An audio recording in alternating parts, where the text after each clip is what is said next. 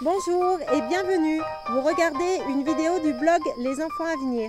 Je suis Marion et je réponds à vos questions en vidéo. Aujourd'hui, on m'a posé la question: comment ça se passe pour un adolescent qui choisit de faire des études supérieures, s'il a toujours été en instruction en famille? Du coup, je crois que tout est dans le mot choisi. Si l'adolescent choisit de faire des études supérieures, il fera des études supérieures et la notion de contrainte ne sera pas la même chose que si c'est quelque chose d'imposé. La plupart des enfants qui suivent un cursus scolaire normal sont habitués à faire les choses par la contrainte. Et du coup, les études supérieures, c'est un peu la même chose. Je sais que moi, à l'âge où je devais aller faire des études supérieures, je ne savais vraiment pas ce qui me passionnait, ce que j'avais envie de faire de ma vie, quels étaient les choix que j'avais envie d'accomplir. Voilà, j'étais un peu perdue, j'avais 18 ans, je venais juste d'avoir mon bac. Et voilà, même le bac, ça n'avait pas eu beaucoup de sens pour moi, parce que je ne savais pas ce que je voulais faire et je ne savais pas si j'allais en avoir besoin. Du coup, j'ai fait en fonction de mes notes. J'étais assez à l'aise en maths, j'ai continué là-dedans.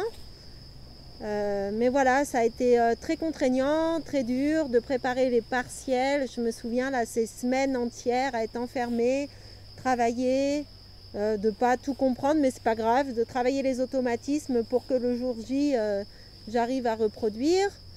J'ai eu des bonnes notes, j'ai continué, voilà, j'ai fait mon métier d'institutrice. Et ensuite, je me suis posé la question: pourquoi je ne me sens pas bien dans ce travail? Qu'est-ce que j'aimerais faire? Et voilà, et c'est comme ça que je suis devenue bergère. Et là, du coup, mes études ne me servaient plus à rien. Du coup, voilà, tout ça pour vous dire que oui, j'ai passé des études. Maintenant, j'ai fait des études, j'ai suivi le cursus normal. Maintenant, c'était pas forcément une réussite. Après, ça a été mon chemin et je le regrette pas. Et voilà. Mais pour revenir à notre question de départ, je pense que si un adolescent a envie de faire des études supérieures, c'est pas les études qu'il a envie de faire, c'est qu'il a envie de se projeter dans un projet. C'est que cette chose l'intéresse et qu'il a envie de faire tout pour arriver à exercer dans ce domaine. Et que du coup, effectivement, il a besoin de faire des études supérieures, par exemple pour devenir médecin ou pour devenir, je sais pas moi, écrivain. Enfin, et encore, écrivain, on n'a pas besoin. Mais voilà, pour tous ces métiers qui demandent de la qualification et qui demandent de faire des études supérieures si on veut décrocher un poste. Du coup, effectivement, quand l'adolescent a cette motivation-là, je pense qu'il est capable de tout passer et tout réussir. C'est pas pour ça qu'il n'y aura pas la contrainte, mais la contrainte sera motivée et l'élan sera là pour l'emmener là où il a envie d'aller. Et du coup, ça a du sens. Et de passer des examens, ça a du sens, puisque c'est ce qui va lui permettre d'aller vers ce qu'il aime faire. Voilà, du coup, je pense que c'est pas un problème en fait de vouloir reprendre des études supérieures. Et quelles que soient les études, quand on a la volonté et quand on a l'envie, on le fait. Et si on a toujours eu l'habitude de travailler par passion et par élan, il n'y a pas de raison que ça soit un diplôme qui freine cet élan. Et au contraire, c'est ce qui permettra de le réussir.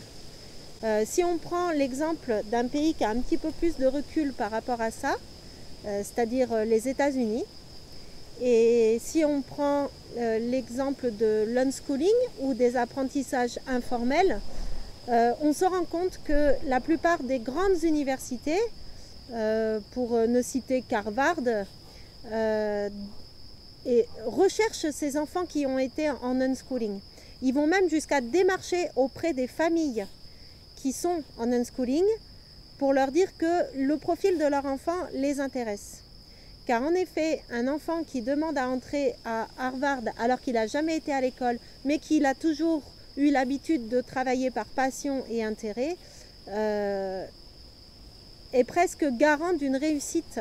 Donc voilà, je pense que c'est une preuve aussi suffisante et valorisante pour dire que oui, l'instruction en famille est vraiment un mode d'instruction, et même l'unschooling est vraiment un mode d'instruction, une philosophie et une façon de vivre qui peut aider les enfants à se trouver et à prendre le chemin qui leur plaît, même si c'est en passant par des études supérieures, ou même si c'est en allant se vendre auprès de patrons, ou en créant sa propre entreprise, ou enfin voilà. Après, toutes les ouvertures sont possibles. On leur donne les clés pour être responsable, pour être autonome, pour être heureux de vivre et de faire des choses, pour aimer être dans la productivité en fonction de sa personnalité et de ses prédispositions, de ses compétences.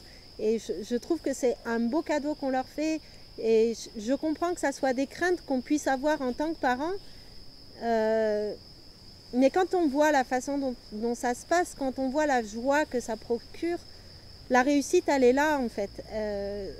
C'est plus forcément une réussite sociale comme on aurait pu le percevoir il y a une ou deux générations, une réussite financière. C'est une réussite personnelle, voilà. Et si déjà on a la joie d'être là, la joie de faire ce qu'on fait au quotidien, et bien voilà, c'est déjà super important. En tout cas, moi, mes enfants qui fassent des études supérieures ou pas, ça m'est complètement égal. Ce que j'ai envie, c'est qu'ils soient heureux, voilà, au jour le jour. Et je pense que c'est tout ce qu'on souhaite pour nos enfants en tant que parents. Voilà, j'espère que j'ai bien répondu à cette question, et n'oubliez pas de vous abonner à la chaîne, de cliquer sur j'aime si cette vidéo vous a plu et si ça vous a motivé, de la partager si vous avez des amis aussi qui sont en doute par rapport à ça, et je vous dis à très vite pour une nouvelle vidéo.